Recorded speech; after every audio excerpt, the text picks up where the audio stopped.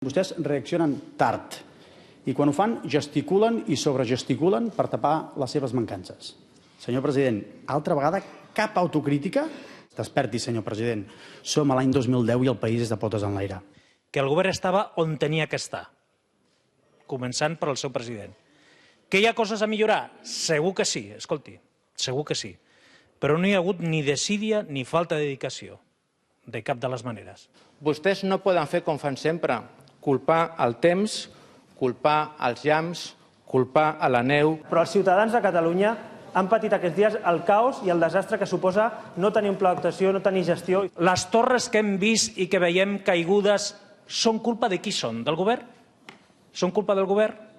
Els quilòmetres de cable que hi ha a terra són culpa del govern? La MAT, que s'està construint, no és l'única solució als problemes que hem viscut en les darreres hores. Sense ella els problemes han estat més grans.